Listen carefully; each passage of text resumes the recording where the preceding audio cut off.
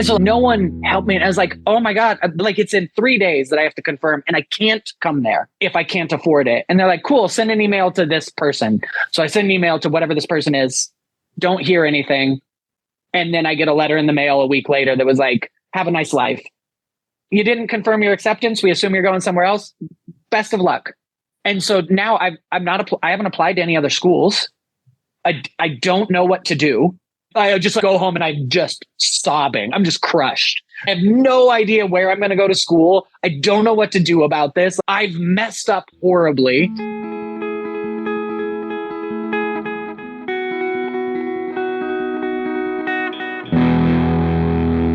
Hi folks, this is Garth and you've just heard Kody Manke-Miller, Assistant Professor of Psychology and Director of Research on Diversity, Equity, and Inclusion at Carnegie Mellon University. I had the opportunity to sit down with Kody in winter of 2024 for this 196th episode of Psych Sessions, Conversations about Teaching and Stuff. The Psych Sessions podcast is sponsored by STP. That is the Society for the Teaching of Psychology. That's APA Division 2. You can find them at teachpsych.org. The views or product endorsements expressed do not represent the views, support, or endorsements of STP. Psych Sessions is so grateful to have STP as a long-term supporter. We know you want to reach every student in your course, to help every student individually succeed. But how do you find out what each student wants and needs? Macmillan Learning's Achieve for Psychology offers a solution. Ask them. Achieve puts goal setting and reflection surveys in each course, where students share their aspirations, thoughts, and concerns about what they are trying to learn. Their responses help you tailor lessons and assignments and addresses both individual and class-wide needs. See for yourself. Go to macmillanlearning.com/psych sessions for an introductory tour today. Macmillan's Achieve for Psychology, engaging every student, supporting every instructor, setting the new standard for teaching and learning. It's my pleasure to be here today for another conversation on Psych Sessions. And today I am with national colleague, somebody who I've recently got to spend a little time with, Kody Manke-Miller, assistant professor at Carnegie Mellon University, who I had the pleasure of seeing just a couple weeks ago at a teaching event down in Austin, Texas. But Kody, first of all, welcome. And then you reminded me that because you looked really familiar to me, but you reminded me that we had met in the past, right? Yeah, that's right. Yeah, I guess that's part of the nature of many teaching conferences being slightly smaller conferences, is you recognize faces much easier. Yeah, we met. The first teaching conference I went to was a Psych 1 conference at Stanford when I was still a grad student there. And I think this was like relatively early in your career as well. And we like sat next to each other and BS'd about what it was like to be at a teaching conference in a single. I mean, that's like a big difference about the conferences, right? Like everyone is in a small dining room like that. Yeah. We had meals and then we just switched right over to a mic in the same room. Like it was like a little conference room. That's where we're at. So I know. Yeah. It's one of the charming things about some of these conferences is that you can eat together and be together. I don't know. I think it does something like the psychology of the group to do all those things together. It sure does make it feel like a bit of a family, or that we're all doing the same thing, or I don't know. It's really weird. It's weird when you eat with people, right?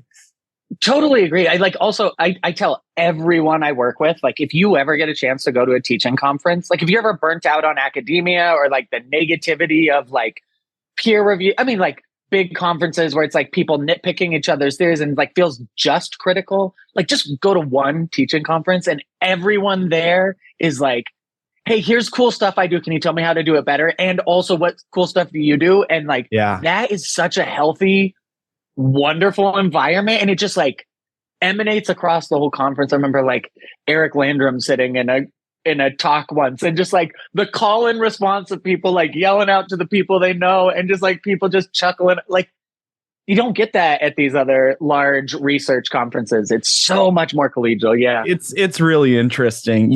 Eric has a knack for that in his talks. He leaves the door open for all that stuff. But I think it's also he's been doing it for so long that he doesn't, and he would be the first one to tell you that he's got all kinds of privilege with his position and who he is at this point in his career. He's kind of done it all. So now he doesn't really give a crap anymore. And he'll just I know he does. He really cares about, giving a keynote talk and stuff, but he'll break the rules too, which is what I like about him. So that's nice. But I think there are people in our community who will break the rules of what a professional conference is supposed to be. And I think that's what we're talking about, right?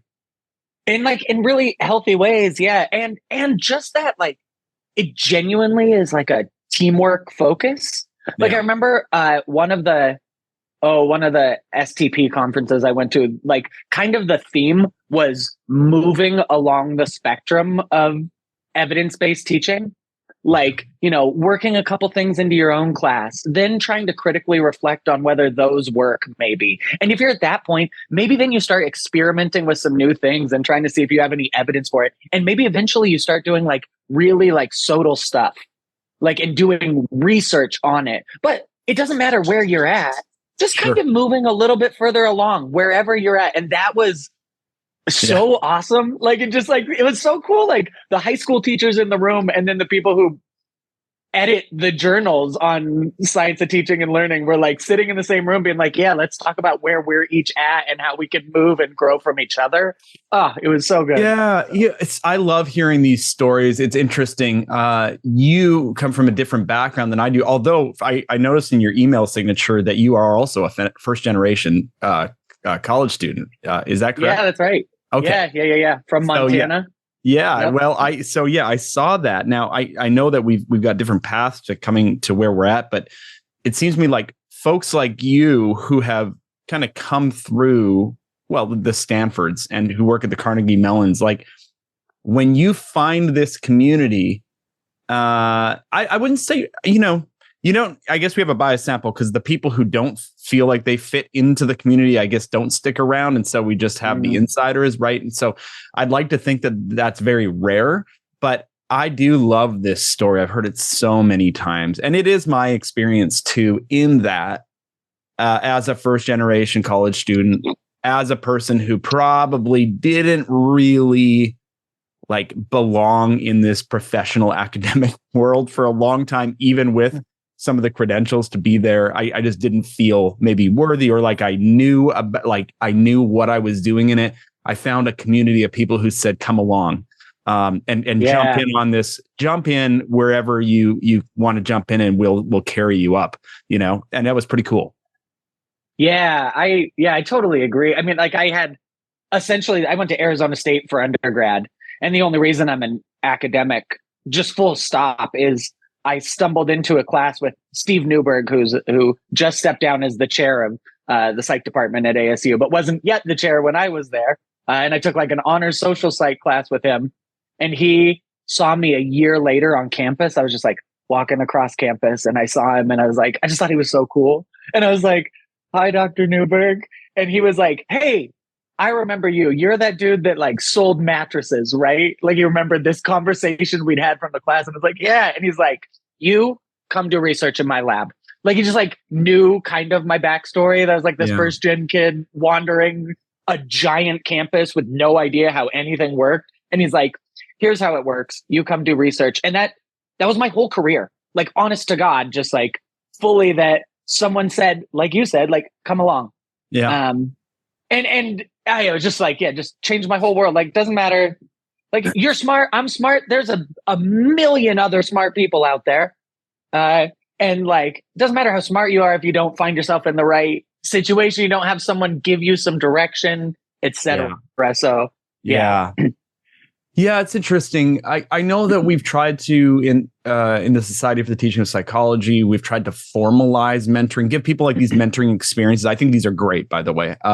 They do the speed mentoring at ACT every year, annual conference on teaching, and I think there are other mentoring groups. In fact, Psych Sessions has a series on mentoring specifically. So these are good. I think what people are trying to do is they've been so, like, when they're putting these things together, there are so many of us who have been so positively impacted by mentoring that we are trying to make sure that it happens. Now, is the formal kind of, I don't know. It seems to happen out of people's personalities and generosity, right? Like it's like that. It's like him grabbing you and saying, "Come along." It's like building a community. I think it's there's not a problem with going formal with it, and yet I suspect that just the community, the mentoring community is probably, like, just keeping that culture up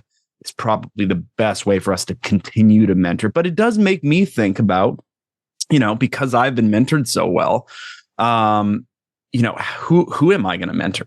And then I found myself mid-career. I think you're probably a few years behind me, maybe, but in terms of like being like early to mid-career. But now that I'm in mid-career, I'm like, oh my goodness, I'm in this position now, like where there are folks who I can really just take some time out to have conversations about how I did what I did, and who helped me out. And so anyway, I love the idea of mentoring in our little community. And so did you have other mentors along the way that, or is that the one that put you right on the path? Oh, I mean, so many, like, just lucky, fortunate, just like, there are so many incredible people out there, and it's just so lucky to get, like, to form a bit of a one-on-one. I can think of like several of those undergrad professors I had that, like, the first professor I had who was like, she taught this honors freshman seminar thing. And I talk about this all the time when I teach intro psych, and I talk about kind of mentoring and the college. Like, a lot of my intro psych class, the social psych part, is like focused around like the educational trajectory and educational inequality and things like that. And so I talk about race and gender and first gen status and all these other things as like, and the ways those interact with educational experiences. And I had this honors freshman seminar professor who, it was just this really intense, extremely long reading class. The class was called The Human Event, and it very much was the entire human event. Like, we start with the Epic of Gilgamesh, like the first written human stuff, and then we end with like postmodernism and like current short stories over 2 semesters. And you just read all of this, and the whole class is designed to just be intensely like discussion focused and writing focused. So you're just writing really intense papers.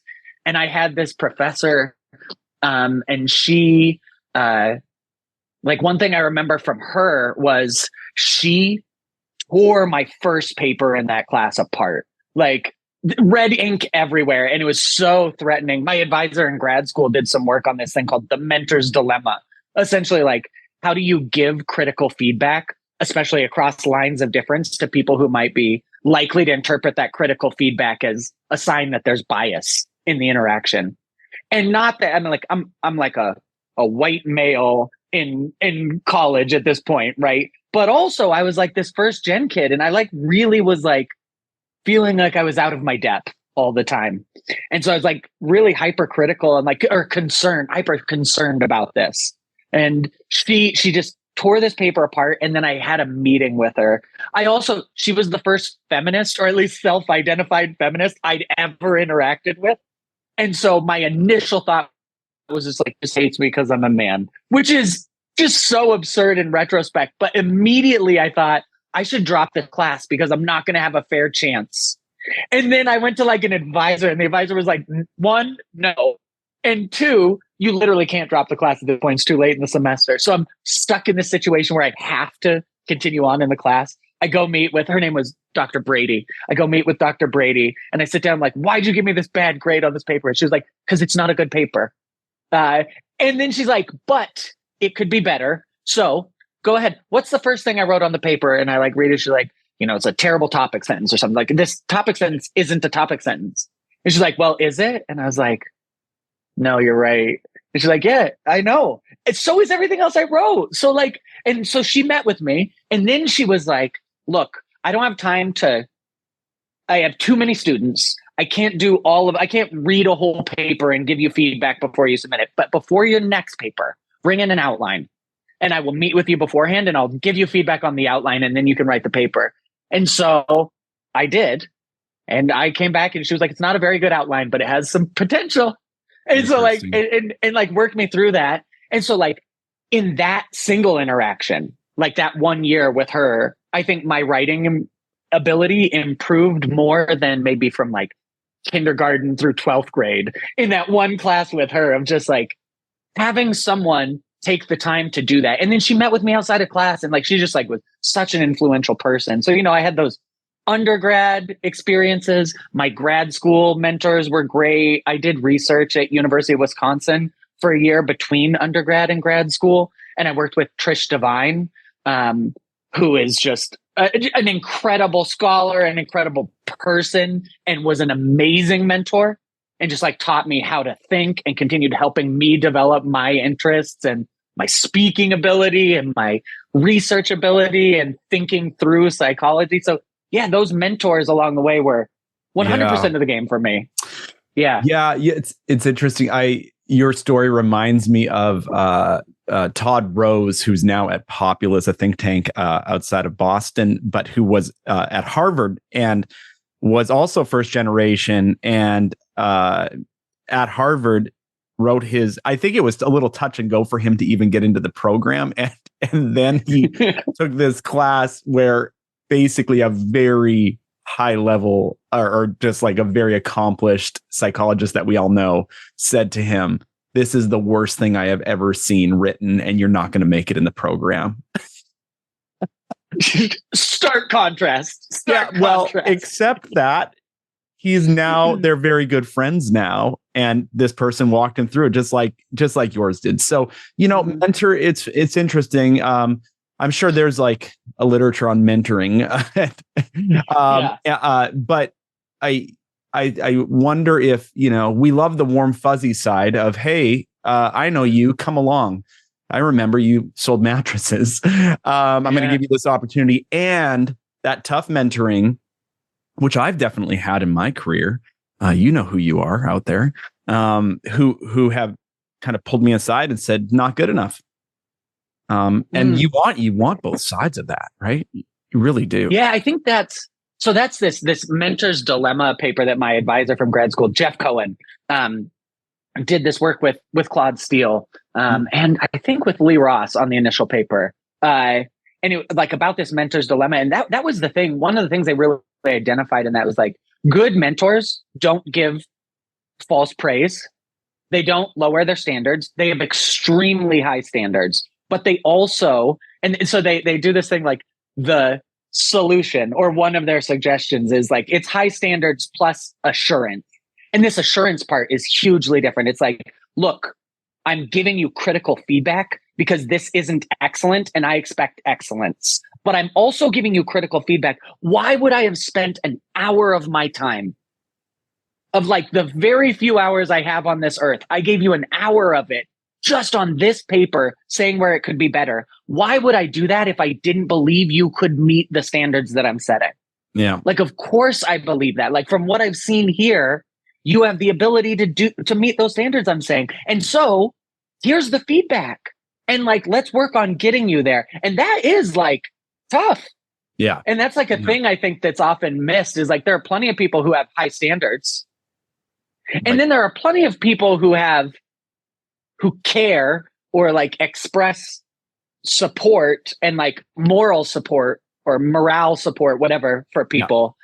But those two things together is really where like excellent mentoring comes into the place or into the frame. So, yeah. Yeah, I wonder how, like in my particular context, I'm at a community college. I just see a lot of students, right? So in that context, in some of the examples we're giving, it's like folks working with grad students, and so there's less students now. That time is still super valuable. But for those of us who teach a lot of students, I wonder what I'm wondering what mentoring looks like on the large scale, like scaled up. And, I know Steve Chu's been doing some work on trust and kind of figuring out, I'm sure that's an element of it, but how do you do that in large sections, or how do you do that when you're moving through, when you're teaching, even not even large sections. I teach 33 students at a time, but it's hard to connect and totally encourage, but also hold them to the standard. At least I do a lot of writing in my courses. Do you have capacity to do writing in your courses? Yeah, that's right. Yeah. So yeah, I also teach big classes. Okay. I teach, like 150, 200 people. Yeah, that's big. Class like social and intro. They're big courses. I guess I think a few things about, like, one thing is I can't mentor every student in my class. And actually, most of the students in my class don't want me to mentor them necessarily, right? Like There's a few. So I carve out some time for those relationships, and I try to make sure those doors are open for students to have the chance to do so. I really focus on students who are from underrepresented and historically marginalized groups, right? I mean, that's what my area of research is. In fact, one of my other job titles that, like, in the dean's office at my university is like director of research on diversity, equity, and inclusion. And so I'm really interested in the research that I do is actually about kind of college, like educational inequality across group lines, broadly construed. I'm really interested in social identity, but because I weave that theme kind of holistically into all of my teaching, like it's through the whole class and every class I teach, right? I mean, it's the stuff I care about the most. It's the stuff I research the most. So those are the examples I can bring up. So it's really there a lot. I think that partially helps open the door for those students who might never ask for mentorship to be like, oh, you will. Like, I share my story when I talk with my students about, like, hey, college was hard and I didn't know who to turn to and I got lucky because of this. And I think, Steve Newberg and some of these other mentors I had, it wasn't just that they were kind, they were also thoughtful about creating those opportunities or remembering, like, oh, this is a student who needs that. So in those big classes I teach, I kind of think of it that way. It's like, I want to open the door as widely as possible. Yeah. I obviously couldn't have one-on-ones with all 150 students in my class. It's just there's not enough hours in my semester to do it, let alone, right? Like, have a meaningful repeating one. You're opening the door up for students who can see themselves in that story to kind of self-select to come and see you if they want to, right? That's right. Yeah. And that's at the mentorship kind of level. I think that you can give, and we probably do, give lots of opportunities for feedback and growth for large groups of students. Yeah. And like, I can stand at the front of a room of 150 people and communicate to them, let me tell you very clearly why and how I'm going to give you feedback and the opportunities for you to kind of like integrate that and improve. Here's the format for every exam we're going to have in this class. The general, like the essay prompt will be a little different every time, but always the structure will be like, give me a piece of evidence, which should be a study because we're in a science class. Tell me what they did, what they found, what it means, and why it supports your claim. Always that will be the format. So I will give you feedback from exam one on that line of reasoning and argumentation. And it will go through the entire semester. And you'll continue to get feedback about close, but here's a way to improve it. And hopefully by the end of the semester, that'll be a cakewalk for you. So that's why we're going to tell you, you didn't tell us what they did. Like, I don't know what they did in this study from what you wrote. And so like, I can give that sort of the critical feedback part. We can contextualize that to a whole room. Yeah. And then I can't tell you about like, what do you want to do with your career to 150 students? So I guess, there's like teaching, just wise teaching pedagogical practices. Like inclusive teaching is good teaching. That's right. Right. So like that sort of stuff, like we do that a lot. And also we can do these.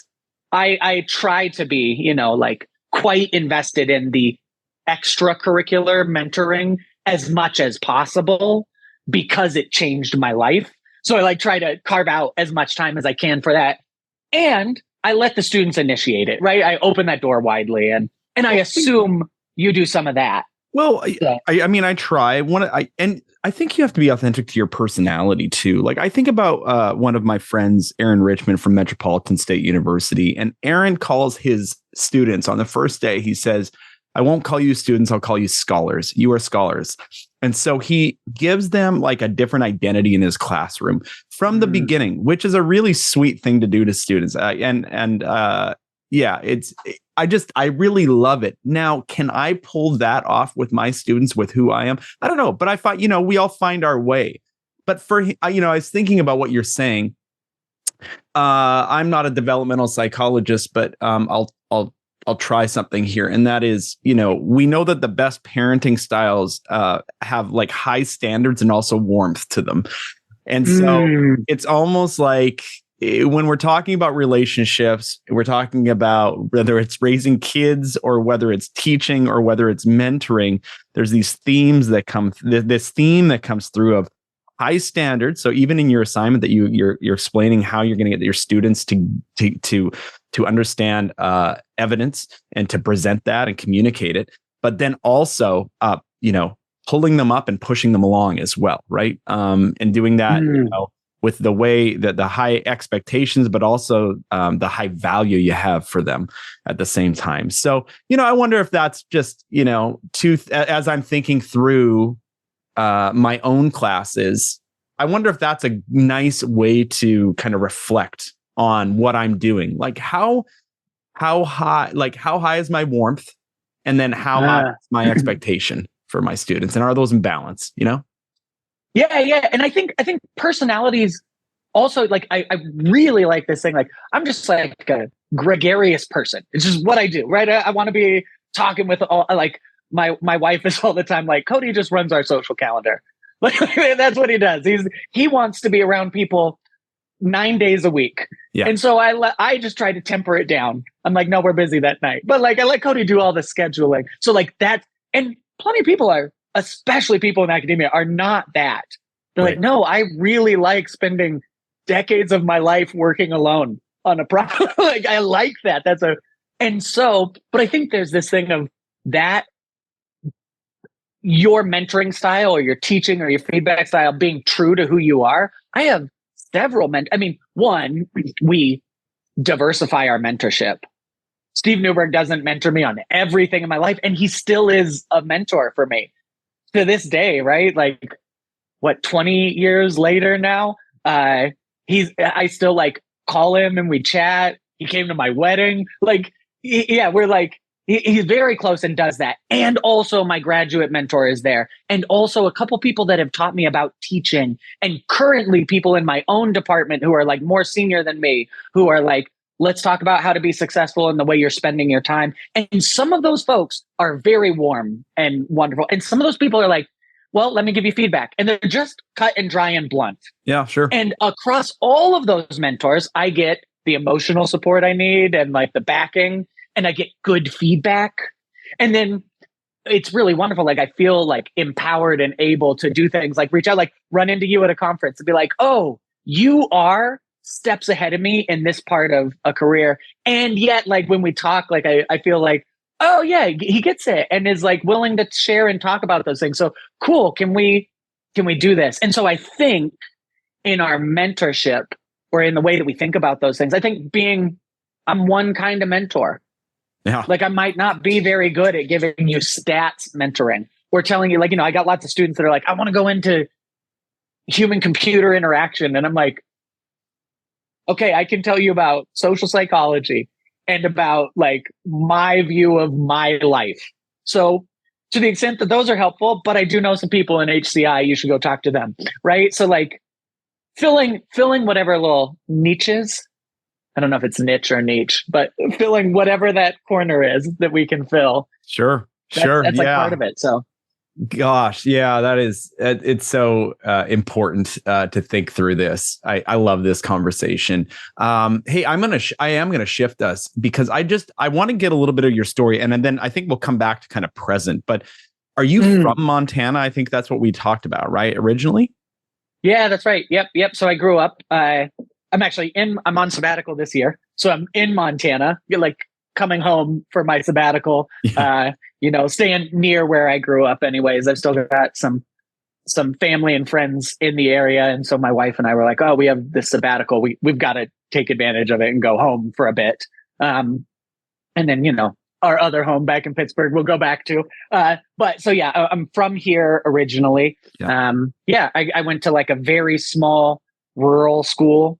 I mean, my graduating class was 50 people. And we were like a big school district in terms of like, one of my best friends lived 40 miles north of town. And like another kid in my class lived 20 miles south of town. And across that whole district, we got, wow, 50 kids. So yeah. I feel a little bit, I identify with you a little bit in how you grew up, except mine wasn't rural, but I shared winters with you. I was just a little north of you in Saskatchewan. So oh yeah. So we're cut from some of the same cloth in the way that we grew up, in the environmental experiences that we had. That's true. Yeah. Yeah. Everybody who's experienced negative 40 degrees is saying amen right now. So yeah. And that number, I like lived in Europe for like a year during undergrad. And that was where I learned that negative 40 means the same thing to everyone. That's right. So that's right. That's where Fahrenheit and Celsius cross. So that was the number. So how did you find your way to ASU after high school? Yeah. So I really had no idea how college worked at all. My dad started college and like right at the beginning of Vietnam, and then unexpectedly became a father and got married immediately and enlisted. So it was like, so it was like a very quick thing. And that marriage, it didn't last, like 2 18-year-olds who didn't know each other. And sure. Yeah. But so he enlisted and then he became a nurse while he was in the military.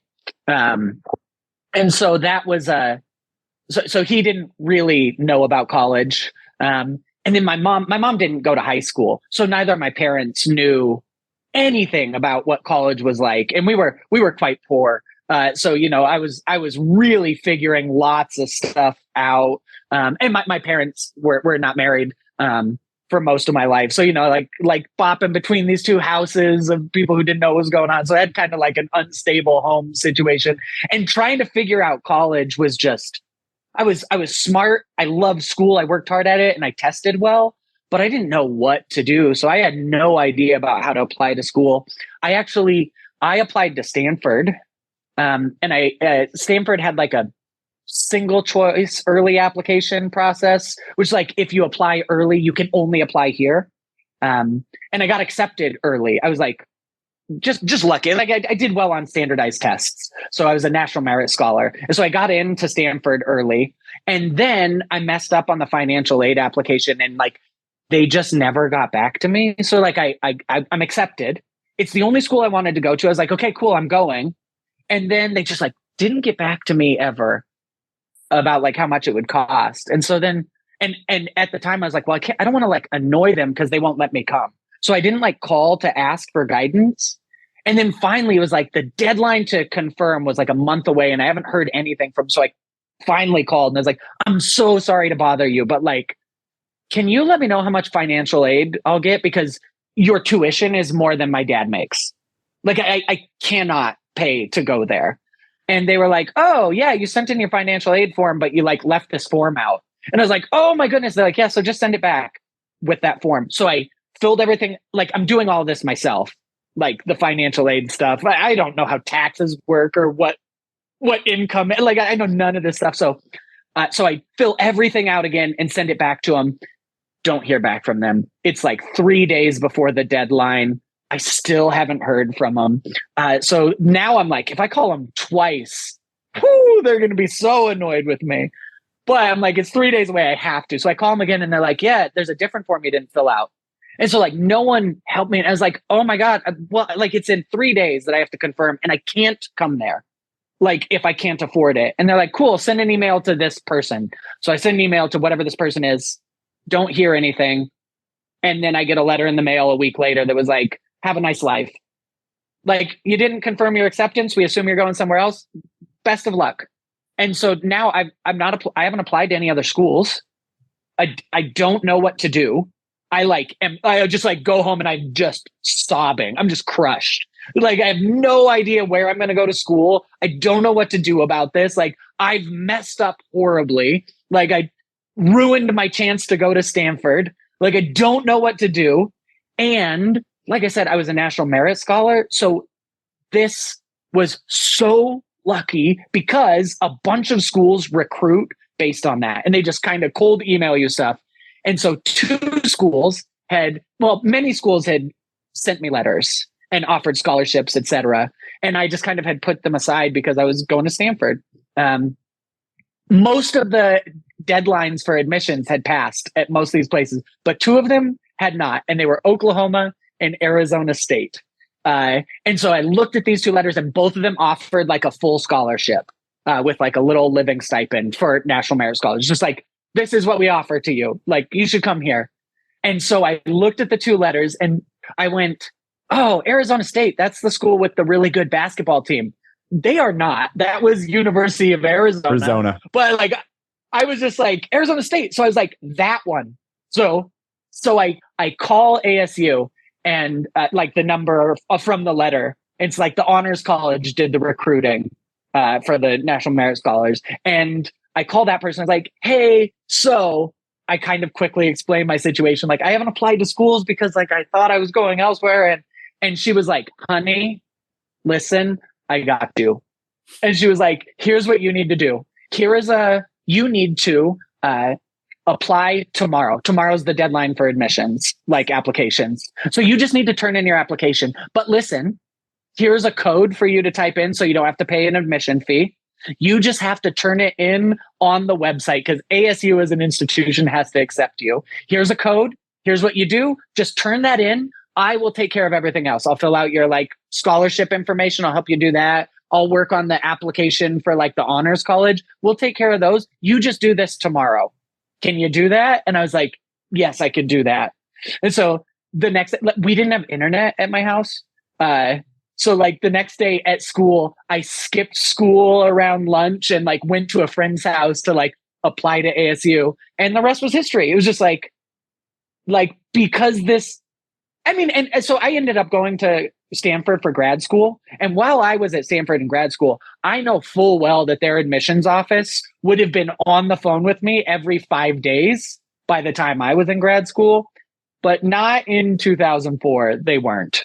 Yeah. So like the whole difference was this person on the phone was like, yeah, let me just tell you how to get in here. So yeah, that's how I ended up at ASU through bumbling around and just stumbling into lucky moments.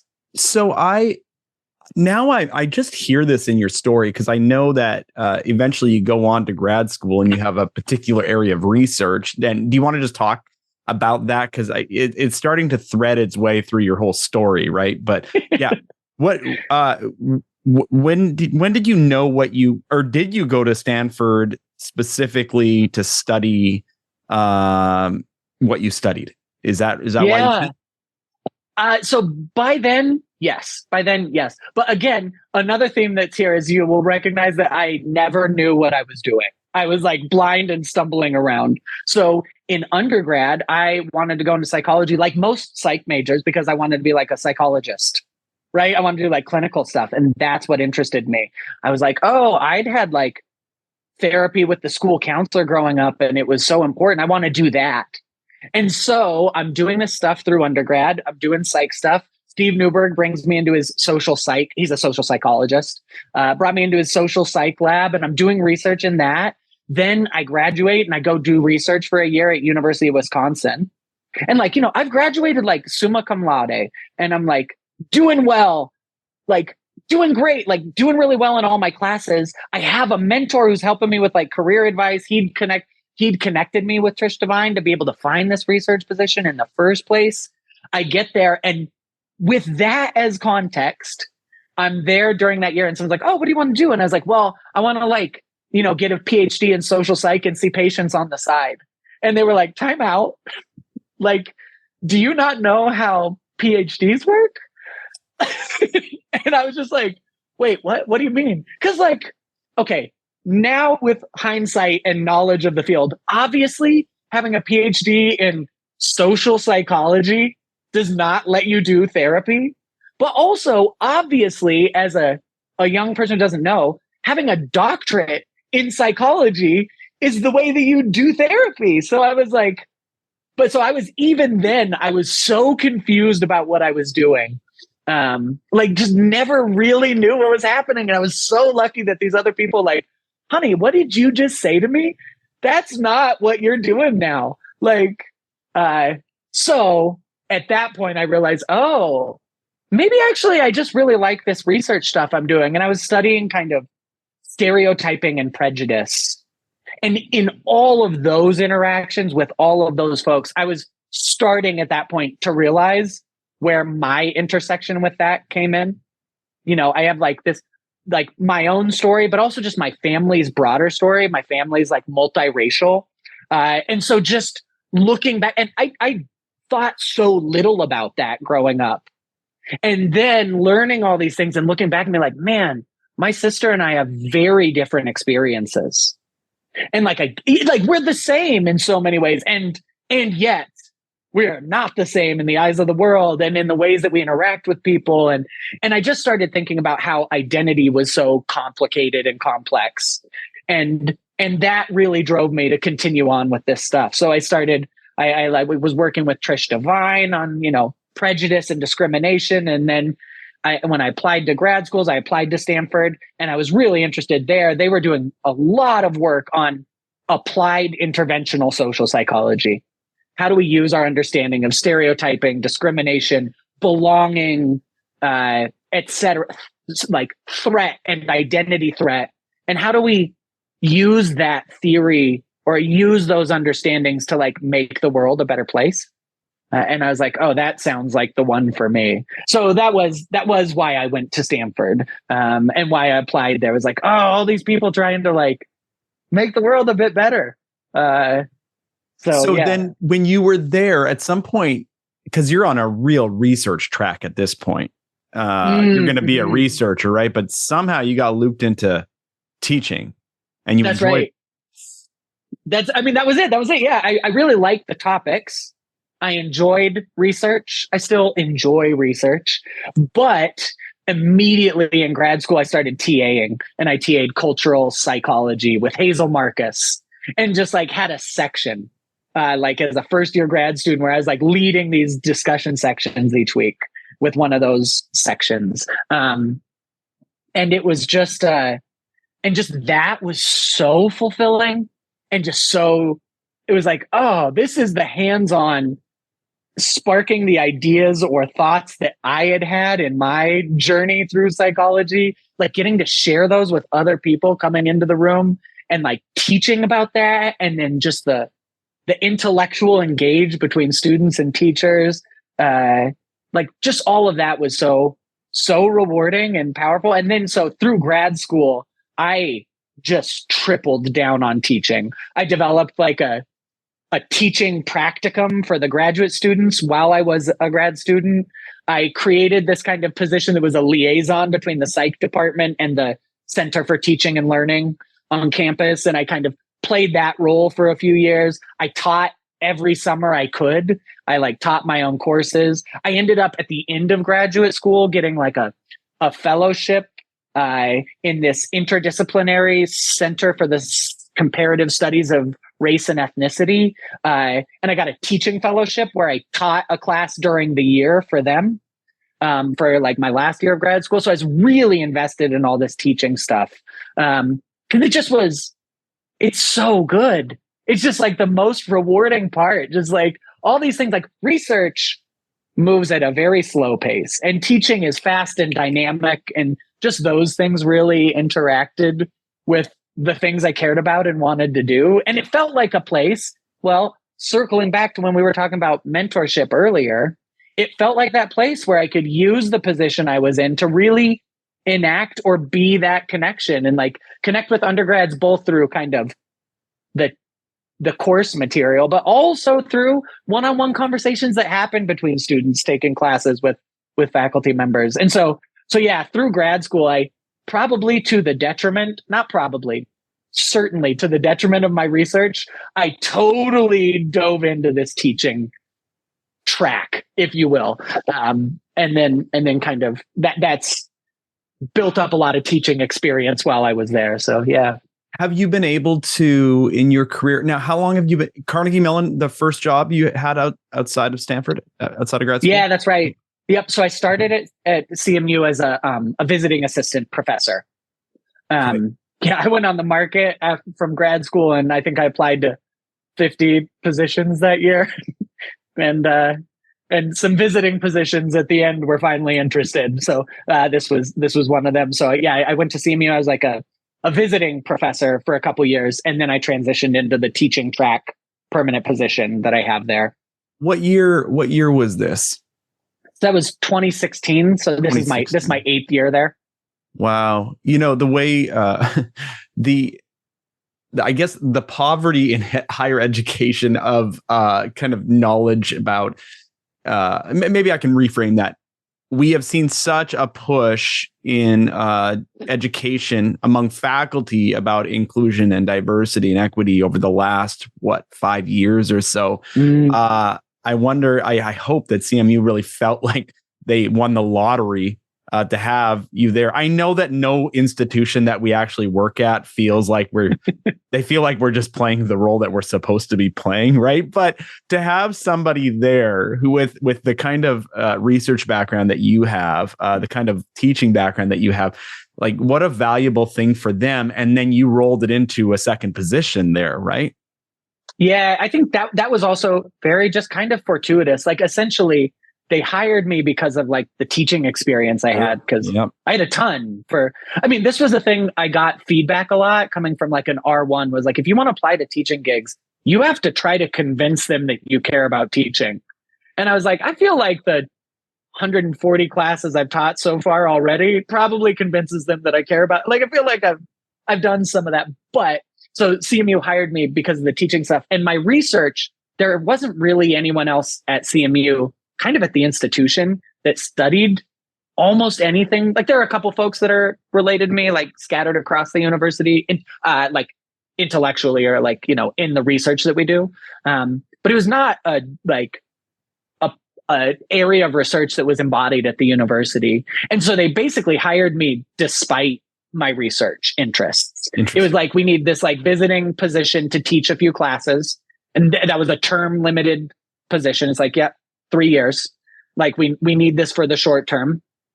And then while I was there, I stepped into these other roles related to DEI stuff.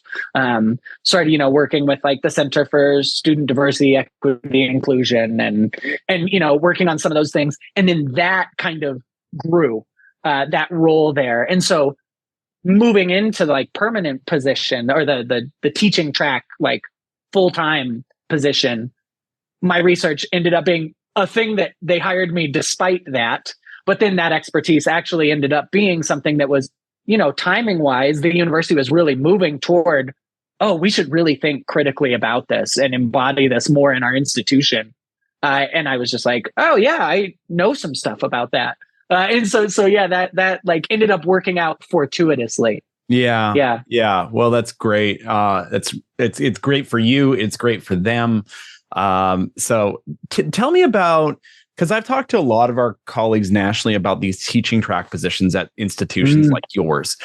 And it's different at other places. And there's different kind of value of the teaching track and versus the research track. And how do you see that working its way out? Is it the same or is it different at CMU? Yeah. So let me try to like, maybe I'll kind of outline what the description of my position is like. Yeah. I'm really the position I have is just so fortunate. Like I have twice the teaching load of a research track faculty. Okay. But the teaching load is still much lower than at many other places. So what is it? Like a 3-3? We have 2-2 in our department because our tenure track folks are 1-1. And so like, oh, cool. Well, we'll like double the teaching track. Now, also with us, the teaching track position at the university broadly is very idiosyncratic. It varies hugely, even within our department. It's kind of a catch-all for lots of things.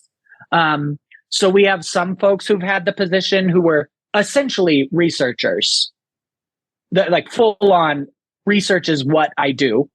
But because of the administrative nature of the teaching track position, it worked better to like have that be the position they were in. We've also used it. The person who was the head of our children's school, she is a teaching track professor. But she had this full-time administrative job on top of also teaching classes in our department. So had a decreased teaching load from that. We had another person who's the head of the Center for Teaching and Learning and is a teaching track in our department position. So, you have some folks who are like me, where I'm just like a teaching track position in the department. We have like another parallel for that. And we teach classes in the department. And then we have these other positions that are like, this is my like faculty home, but I'm an administrator for the university. So it's all over. And so essentially their idea is, the description of our position is, you have your teaching responsibility. They kind of frame it as, like tenure track folks have to research and then teaching and service. And for us, imagine that flipped. It's like teaching and then research / scholarship / service. It's kind of amorphous, unclear exactly like how you fulfill those things. Like, what is teaching scholarship if you don't literally research teaching? So that's how ours is, but there's just less clear guidance on like how much research do you have to do.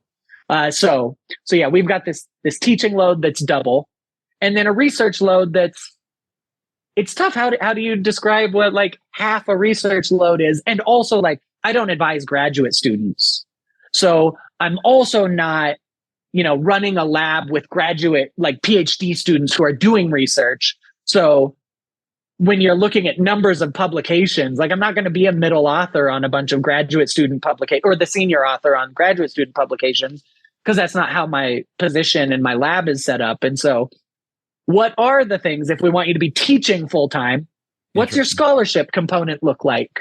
So, yeah. And so, I think a lot of, to be fair to CMU, I think a lot of institutions are kind of negotiating this new kind of idea of teacher track. So some are further ahead, but it sounds like you are, maybe a nice way to say it would be in process. Yeah, that's right. And these are positions that have existed for a long time. In many ways, we are really a parallel track to the tenure track. Yep. We don't get tenure ever. There's no tenure at the end of the line for us. We get longer contracts. So at the point where other folks where tenure track folks would get tenure, we basically move to like 5-year contracts instead of 3-year contracts. And then should we reach full professor, I think a recent development is something like it kind of automatically renews moving forward, unless there's a request for you to be reevaluated. But generally, it's kind of like, once you're full professor, you've got 5-year contracts that don't go through a full review process. Well, certainly you're not alone. Like, your institution is not alone in the way that they've done it. I bet you there's somebody listening who says, well, that's sort of what we do as well. Do you have a sense of why those are different for institutions like others, CMU and other institutions? Yeah. So actually this thing we were discussing just a minute ago, like, what's a national reputation? What's an international reputation? The tenure guidelines for our university are written for the tenure track. So it's like, you have to be an internationally recognized research contributor. Okay. That's what is required for tenure. And they're like, how could we do that for teaching track? And I think a lot of folks are saying, like, you could write a subclause for the teaching track and decide what tenure would look like for teaching. So that's part of what the dynamic has been, is like, well, look, we've got this document about tenure.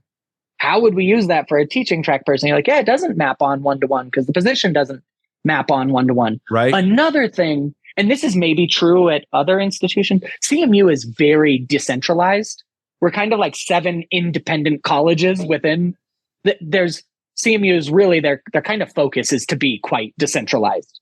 Lots of academic freedom. this is true at like the university level, at the college level, at the department level, at the faculty level, lots of freedom. And this creates some problems with lack of standardization. So some of the colleges at our university view teaching track much more as like permanent lecturers, where they're really not concerned about and don't require or expect the scholarship component. That's like really not what they're evaluated on. It's strictly kind of focused on the teaching. And so for those folks, they're like, well, like the teaching track aren't parallel to the research. They are in terms of they have faculty rights, they get to vote, they're members of the community, but their job description is so different. And then in other departments, it's like, no, we do research.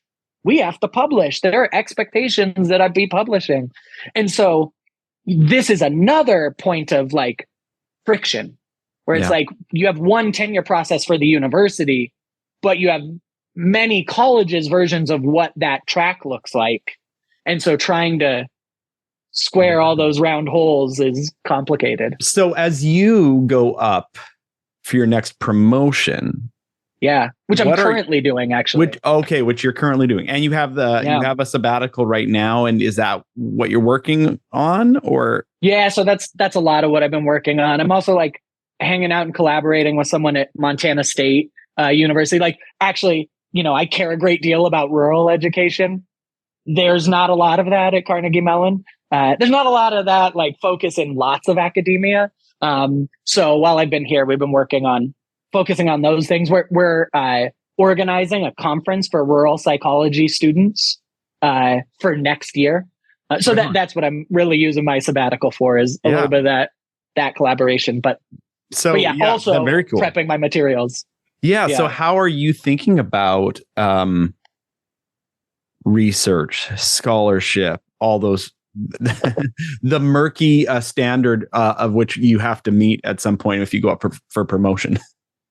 Yeah. So I've tried to, through my reappointments, through my discussions with my department head and the dean, discuss and really focus on, I run an undergrad research lab. And so I've tried to make explicit, one of my goals is not so much to publish in peer-reviewed journals all that often, but rather to have undergrads doing projects that they work on and maybe they publish or they present at undergrad conferences. And, trying to frame that as here's my research contribution. This is real research. It's done by undergrad. So often it's not going to quite meet the level of peer-reviewed stuff, or it's going to take several years of lots of iterative studies to put some stuff together. And that feels like one way that I've done it. I also, I do some research. I do some research on science of teaching and learning. Actually, I've done a couple things looking at different active learning practices in my classes and kind of evaluating those and doing experimental research in my larger courses. So we've done a little bit of that. And, I still maintain some collaborations with other folks and publish sometimes. Well, good luck with that. And it's not luck, is it? You're bringing in a ton of expertise, and you're trying to work within a system that I'm sure wants you to be successful, and you want to be successful in it. And then you're bringing all this, knowledge and history with you that's, going to serve your students and your college well. And So what is next? Are you off the full year on your sabbatical? Did you take the year? Yeah. The logistics are that we basically get one semester for sabbatical, but our department allows us to kind of double up on our teaching load up front beforehand. So you're only on sabbatical for one semester, but you don't have to be there the second semester because you've already paid those teaching. So I doubled up last year in my teaching. Wonderful. So, that's such a cool opportunity that they gave you. So well, that's great. Well, we are at about time, and my apologies if anything got lost during this conversation, this recording. I've had internet problems the last couple of days. I never have internet problems, but I've had internet problems. So you cut out on me just a little bit, but it's my fault, not yours. So, but we'll stitch that together. Hopefully our listeners have no idea, right? So yeah, that's right. Yeah. I've got basically dial-up speed internet at this place I'm staying in Montana. So it's a little But both sides here. Last time you were in Montana, you didn't even have internet, right? So, it's a real step up. Yeah, it's a real step up. Kody, it has been a real pleasure to connect with you again. And thank you for taking the time out of your schedule to have this conversation. I hope it was helpful to other people. It's definitely inspiring to me just to hear your story, to think about the way that that we engage with our students, and particularly those students who are facing a lot of barriers. And that's one of the things I'll take away from this conversation. So thanks again. Yeah, thanks so much, Garth. Really appreciate your time. This was just a fantastic chat.